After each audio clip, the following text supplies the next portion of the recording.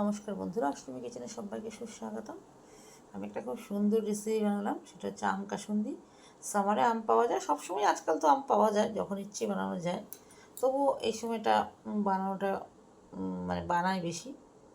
তো আমি বানিয়ে ফেললাম, আম উঠেছে ভালোই। আর যে কোনো শাকের সাথে খাওয়া বাঙালির, বা যে কোনো চপ বা কিছুর সাথে এই কাসুন্দিটা খেতে খুব ভালো লাগে। সর্ষে দিয়ে সুন্দর করে বানানো হয়, কিনতে তো পাওয়া যায়, কিনে তো আমরা সবাই খাই পৃথিবীতে। তো বানিয়ে খেতে আমার বেশি ভালো লাগে, আমি বাড়িতে সবসময় বানাই যেহেতু। আর যে কোনো এখন তো যুদ্ধের মরশুম চলছে, আর বাড়িতে খাবারের বানানোর একটা আলাদাই আনন্দ। যারা বানায় তারা জানে যে বাড়িতে বানানোর একটা, নিজে হাতে বানানো জিনিসের একটা আলাদাই মাধুর্য। তো হ্যাঁ বানালাম। আমি 3-4টে আম নিয়েছি, তো আমাদের 3টে আম নিয়েছি, নিয়ে ভালো করে ধুয়ে শুকিয়ে নিয়েছি, ড্রাই করে, জল না থাকে। খোসাগুলো ফেলে দিয়েছি, আবারও মুছে নিয়েছি। তারপরে আমি গ্রেটারে গ্রেট করে এবার একটা সুতির সাদা কাপড় নিয়ে তাতে ভালো করে চেপে চেপে রসটা একদম ফেলে দিয়েছি। তার মধ্যে নুন, হলুদ, কাশ্মীরি গুঁড়ো, লঙ্কা গুঁড়ো আমি আঁকিয়ে রেখে দিয়েছিলাম।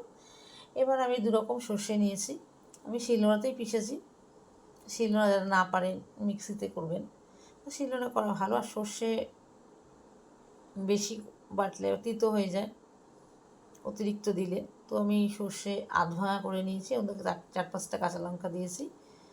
এবার আমি সাইডে দিয়ে রেখেছিলাম। এবার সর্ষেটাকে আমি আমের সাথে মিশিয়েছি, আলাদা করে মিশিয়ে যতটা প্রয়োজন হয়েছে ততটা দিয়েছি। সর্ষের তেল দিয়েছি, আর 2 চামচ ভিনিগার দিয়েছি, যেহেতু সংরক্ষণ করা যায় অনেকটা দিন, রাখতে গেলে একটু ভিনিগার দিতেই হয়, বা লেবু দিলেও হয়। আমি সব ভিনিগার দিয়েছি, ভিনিগার সবসময় থাকেই। আর তো কালারটা খুব সুন্দর এসছে, দারুণ লাগছে দেখতে। আর সর্ষে খুব বেশি পিসিনি, আধা ভাঙা। তো এইভাবে বানিয়ে ফেলবেন একটা সুন্দর রেসিপি। এখন সত্যিই সামনে পড়ে গেছে গরমকাল, তো আম কাসুন্দি ফেভারিট সবারই। তো আবার দেখা হবে একটা নতুন কোনো রেসিপি নিয়ে, নতুন কোনো সময় নতুন কিছু একটা আপলোড করবো। যে আপলোডটা করে ফেলি ভাবলাম, কারণ আবার ফেসবুক বন্ধ হয়ে গেল, বা এই নেটের যা প্রবলেম চলবে শুনছি, তা কবে কি আপলোড করতে পারবো। আবার দেখা হবে আপনাদের সঙ্গে থাকার জন্য ধন্যবাদ। Thanks for watching. সুস্থ থাকবেন, ভালো থাকবেন, সবাই ভালো থাকবেন, ঘরে থাকবেন, সেফ থাকবেন, ঘরের খাবার খাবেন। কারণ সবসময় সত্যিও এই যুদ্ধের মরশুমে সবসময় লোক বাইরে বেরোতে পারবে না, হয়তো বিপদ আপদে, তখন ঘরে থাকলেও যে কোনো খাবার বেশ নিলে খেয়ে নিলেন। তো সবাই বানিয়ে ফেলবেন। আর সবাই আপনারা খুব ভালো বানাতে পারেন, অনেকেই নিজেরা বানান। গ্রাম বাংলার তো এটা খুবই একটা খুব বিখ্যাত, ফেমাস, প্রসিদ্ধ জিনিস।